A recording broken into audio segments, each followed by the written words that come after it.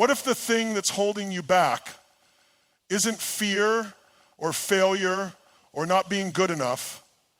What if it's just caring too much about things that don't even matter? Caring about who's watching, caring about being liked, caring about the outcome before you've even started. You're carrying the weight of perfection, approval, and expectations on your shoulders, wondering why you feel stuck, drained, unmotivated. But hear this, your next level doesn't come when you care more, it comes when you finally let go. Let go of needing to be understood. Let go of needing it to look a certain way. Let go of trying to please a world that doesn't even know your name. Because your power isn't in how tightly you hold on, it's in how boldly you're willing to release everything that's not serving your rise. Letting go isn't giving up, it's getting free. Sounds simple, right? But it's one of the hardest things to do in life. Because somewhere along the way, we were taught that letting go means we lost. That if we let go of someone, we're cold. If we walk away from a job, we're ungrateful. If we stop chasing something we once wanted, we failed.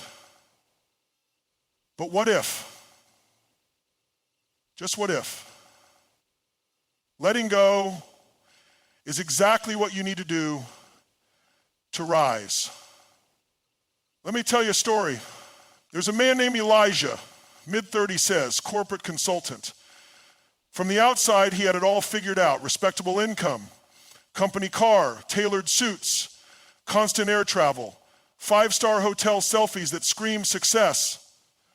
But what no one saw was the weight he was carrying.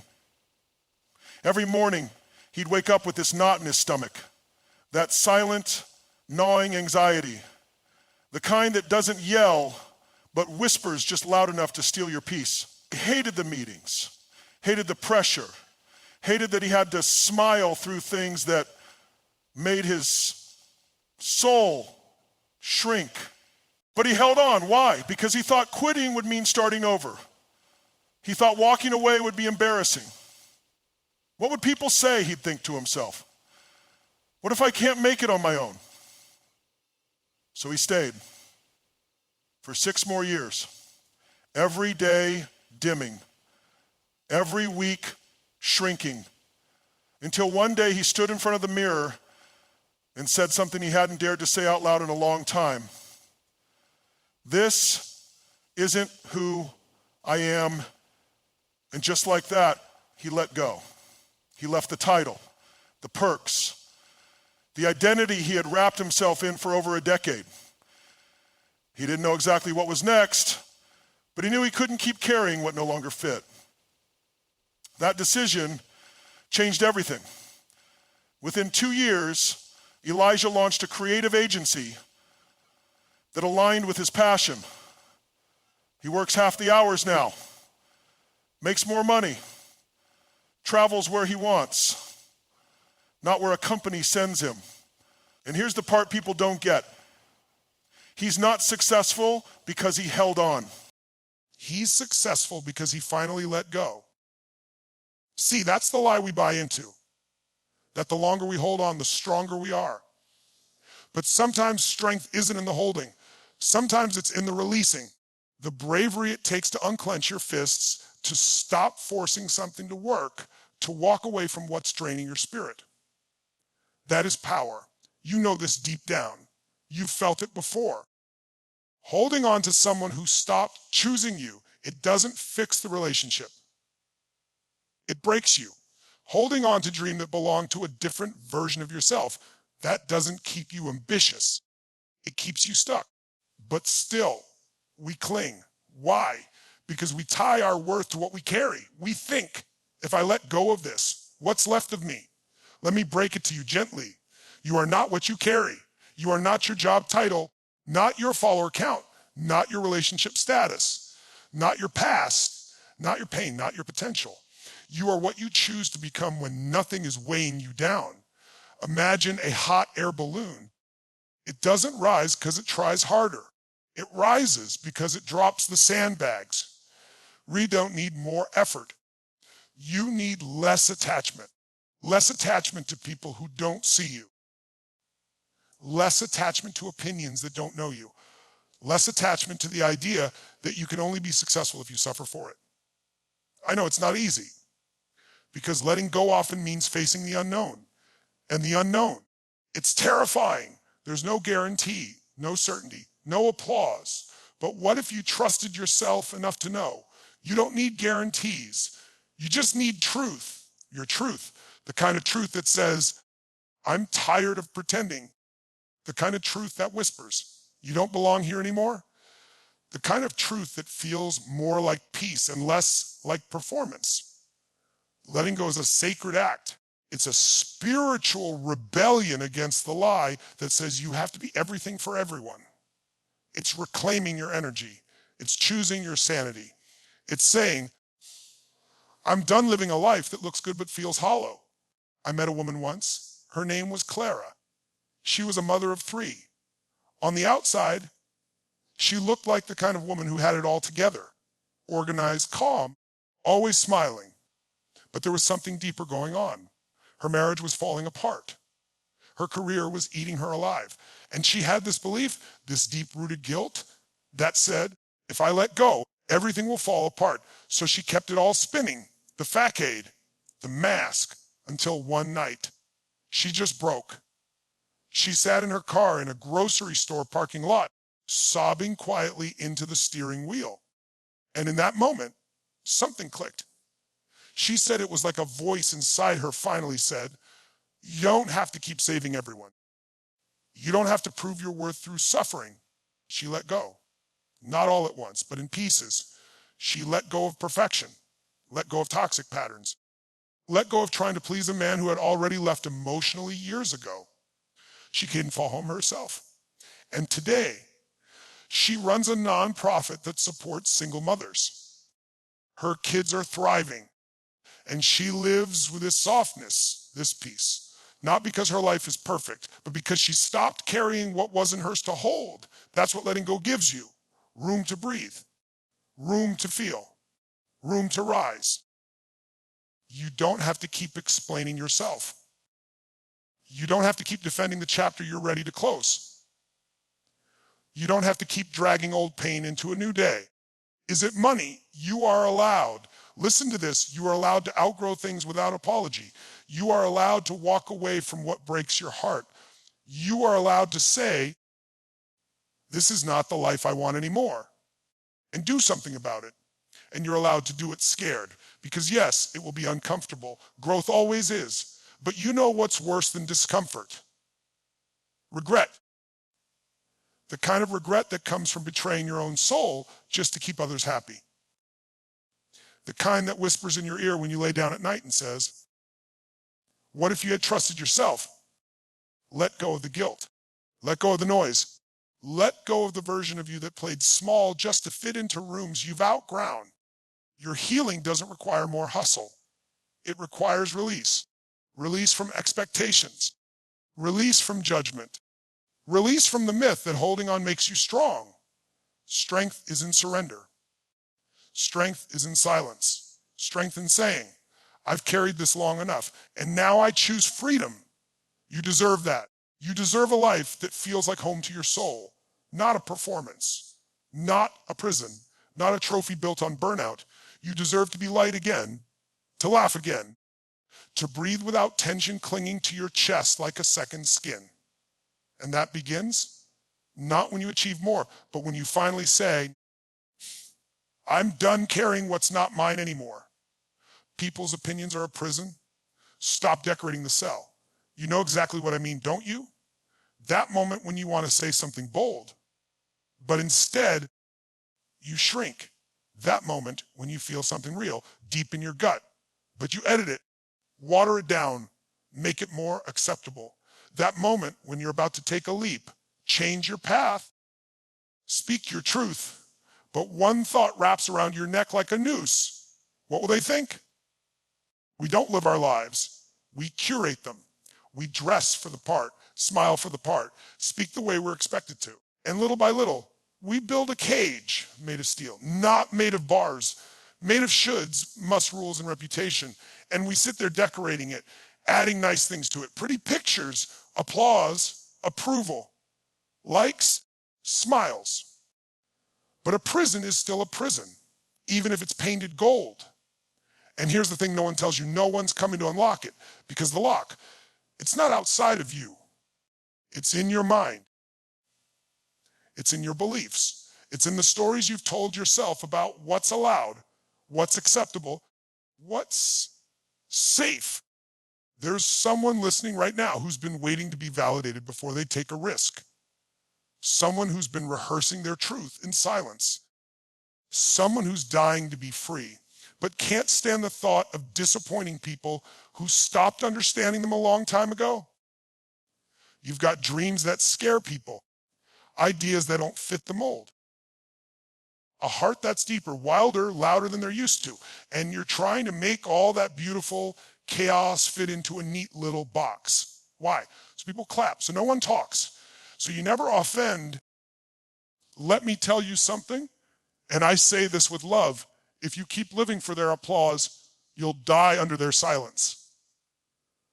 Because one day you're going to look back and realize you didn't really live your life.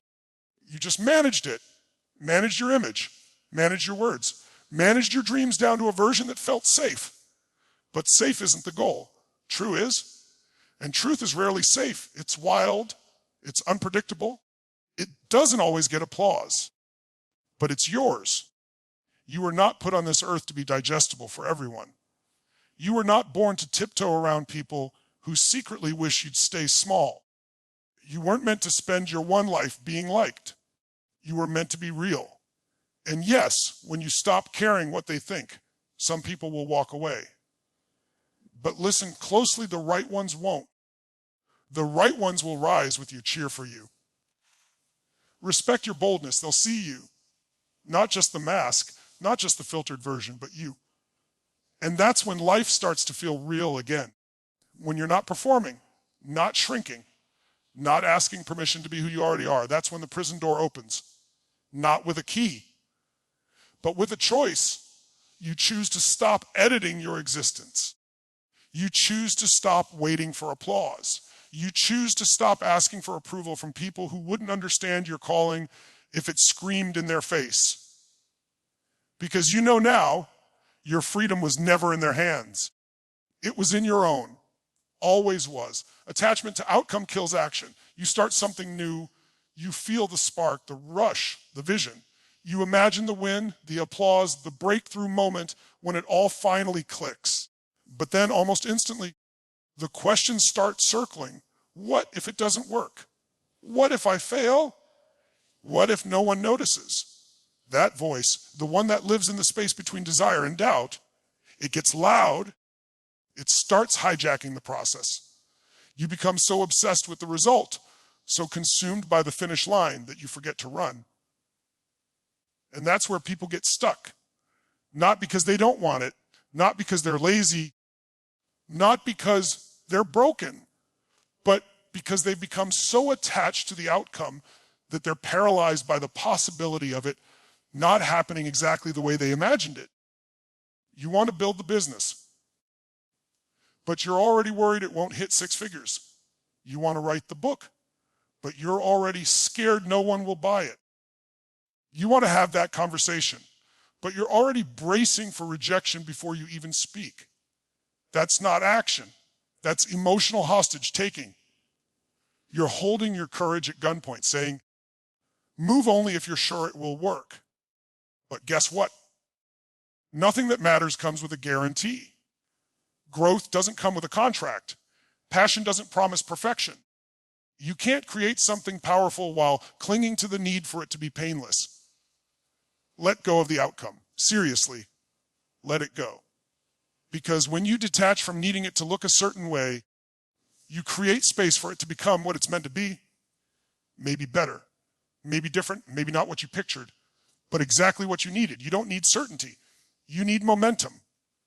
One step, one action, one call, one post, one email, one door knocked on, one yes. That's how it begins. That's how things build. Not because you were sure it would work, but because you decided to move anyway. Look around you.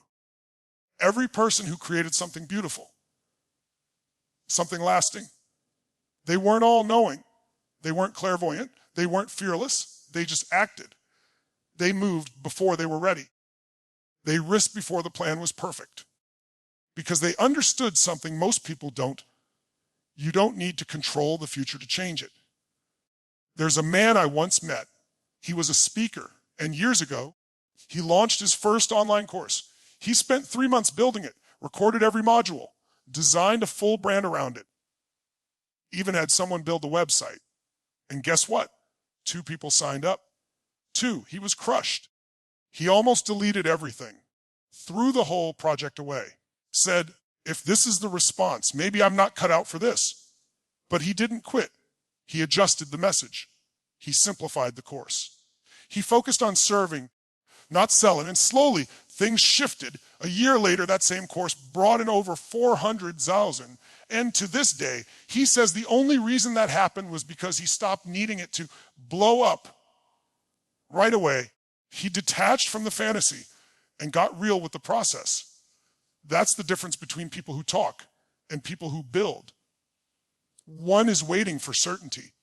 The other is moving through uncertainty. And that's what you've got to do. Move. Not because you're sure, not because you're fearless, but because the only way to find out what's possible is to act like it already is. Control is an illusion, but responsibility, that's real. Most people spend their entire lives trying to control everything. The outcome, the timing, other people's reactions, the opinions of strangers, the way life should unfold. And when it doesn't go their way, when things fall apart or someone pulls away or the plan starts unraveling, they panic, they shut down, or worse, they blame. They say, it wasn't supposed to be like this. It's not fair. I gave it everything. Why didn't it work? And what they don't realize is they were chasing a lie. Because control, real control, doesn't exist. You can't control whether someone loves you back. You can't control whether the market crashes. You can't control if they choose you, or if the timing lines up, or if the door opens. But you can control what you do with it. You can control your energy. You can control your effort. You can control the way you show up, even when nothing's going your way. Responsibility is power. Not because it's glamorous, not because it's easy, but because it puts you back in the driver's seat of your life. See, people think freedom comes from controlling everything. It doesn't. Freedom comes from owning your response to anything. You get betrayed, you don't have to become bitter. You get fired, you don't have to give up. You get rejected, you don't have to shrink. There's a gap between what happens to you and what you choose to become because of it. And that gap, that's where your power lies. But most people don't want that kind of power. They say they do, but they don't. They want control. They want guarantees. They want comfort. They want life to bend to their plan, and when it doesn't, they fold. Because responsibility is confronting. It means you can't blame your past forever. It means you can't keep waiting for the apology that may never come. It means you have to look in the mirror and say, if this is going to change, I have to go first. There's a guy I once knew. Young, talented, driven. But man, he had a temper. Every time something didn't go his way, he'd snap at his team, at his friends, at the people trying to help him. He said, I'm just passionate. He said, people should understand. He said, it's how I've always been. But eventually, he burned every bridge he had. And when he finally hit rock bottom, he came to this simple, brutal truth. He was the problem, not the world, not the people, not the pressure. Him. And when he finally stopped trying to control everything and took responsibility for who he was in the middle of it all, everything shifted. He didn't become perfect. He became real. He became aware. And from that awareness, he rebuilt stronger, clearer, more grounded. That's what happens when you trade control for ownership. You stop trying to micromanage life and you start showing up for it with grit, with grace, with the humility to say, I can't change what happened, but I can change what I do next. You're not responsible for the storm, but you are responsible for how you stand in it. You're not responsible for how they see you, but you are responsible for how deeply you believe in yourself when they don't. And you're not responsible for how many times you fall, but you are responsible for getting back up again and again without needing permission, without waiting for perfect timing, without begging life to go easier on you. You can't carry everything and expect to fly. It sounds noble, holding on, pushing through, showing up for everyone, being everything to everyone. But what no one tells you is that strength isn't just about how much you can carry. It's about knowing what to set down. You keep wondering why you feel exhausted, burned out, disconnected from your own fire. But maybe it's not because you're weak. Maybe it's because you've been dragging things you were never meant to hold, old regrets, unspoken resentments, stories that no longer serve you, expectations that were never yours to begin with. It builds up quietly, like invisible weight on your back, like noise you've learned to tune out, like pressure you call normal. But deep down you feel it, don't you? That tension in your chest that won't go away, that hesitation every time a new opportunity shows up, that voice in your head that whispers, not yet, not ready, not enough. That's not truth. That's baggage. And if you don't release it, it will define you, not because it's stronger than you, but because you gave it space to stay. Letting go is not weakness. It's wisdom. It's the strength to say, this thought, this habit, this version of me has served its purpose. And now it's time to evolve. But here's the hard part. Letting go often means walking away from things that once felt familiar, safe, comfortable, even necessary. There's a woman I once spoke with, sharp, driven, incredibly talented, but she kept sabotaging every opportunity she got, every promotion, every relationship. Every time she got close to something good, she pulled back. Why? Because deep inside, she was still carrying a story her father told her when she was 7 years old. You're too much. And she believed it. She wore that sentence like armor. She shrank her voice, dimmed her light, censored her ambition, not because she lacked ability, but because she never let go of the lie. The moment she dropped that story, the moment she finally said, that's not mine to carry anymore, everything changed. She didn't become someone new.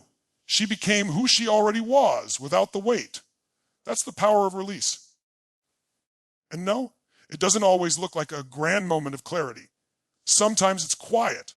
Sometimes it's in the decision to stop chasing people who don't see you. Sometimes it's choosing to speak your truth, even if your voice shakes. Sometimes it's closing the door and trusting that what's next is better than what's behind. You don't have to carry your past into every room you enter. You don't have to prove your worth to people committed to misunderstanding you. You don't have to delay your next chapter because you're still editing the last one. You were built to move, to rise, to evolve. But flight requires release. You can't grip fear and freedom at the same time. You can't hold on to the old version of yourself and expect to grow. You can't drag everything with you and expect to soar. So maybe today's the day you ask yourself, what am I holding that no longer holds me? What weight have I confused for identity? What pain have I normalized because healing felt too uncertain? And if you're brave enough to let it go, not just physically, but mentally, emotionally, energetically, you'll feel something you haven't felt in a long time. Lightness, clarity, freedom. The kind that doesn't wait for perfect timing. The kind that doesn't need validation. The kind that reminds you, you were never broken, you were just buried. Most people never rise, not because they lack potential, but because they never create the space to grow. They stay busy, distracted, overcommitted, always on, always doing. always plugged in, but never really present. Never really asking the deeper question, is this feeding me or just filling time? You can't become who you're meant to be if you're constantly drowning in noise. You can't rise into your next level when your life is cluttered with things that don't matter, conversations that go nowhere, habits that drain you, people who pull you backward, not forward. And yet we tolerate it, we let it stay. We justify it. We say things like, it's not bad, it's just temporary, I'll deal with it later. But later becomes never. And one day, you wake up and realize you've built your life around avoiding discomfort instead of chasing meaning. Growth doesn't happen in the comfort zone. You've heard that 100 times. But let's be real, growth also doesn't happen in chaos. You need stillness. You need space. You need silence. Not forever, but long enough to hear yourself again. When's the last time you unplugged? Completely. When's the last time you sat with your own thoughts, without distraction, without music, without scrolling, without noise? Because that's where the answers live. That's where your intuition gets loud again. That's where your truth speaks clearly. But we run from that, don't we? Because silence can feel like exposure. Stillness can feel like failure. And space can feel empty if you've built your identity around being constantly needed. But you weren't put here to just be busy. You were built to create, to serve, to love, to expand. And that kind of life doesn't come from checking off boxes. It comes from alignment, realignment, moment by moment, choice by choice. Sometimes that means saying no. Sometimes that means canceling the meeting. Sometimes that means walking away from what once made sense, but no longer fits your spirit, not out of anger, but out of clarity. And yes, it can be scary. Letting go of the chaos can feel like losing control. But in reality, it's the beginning of taking it back. You don't need to burn out to prove your worth. You don't need to be everything to everyone to be loved. You don't need to do more. You need to do what matters. You want to level up. Start subtracting, not adding. Take inventory of your life. Not just your schedule, but your energy. What's actually feeding your growth? What's just filling the gaps? What's keeping you anchored to a version of you that you've already outgrown? The answers aren't far. They're right beneath the noise. But you've got to get quiet enough to hear them, strong enough to act on them, brave enough to honor them, because the next version of you, it's not waiting in the chaos. It's waiting in the stillness, in the choice to cut what's heavy, to clear what's stale, to remove what no longer aligns. And from that place, clean, uncluttered, focused, you rise faster, because clarity is lighter than confusion. Purpose is louder than pressure. And peace is the loudest flex of all.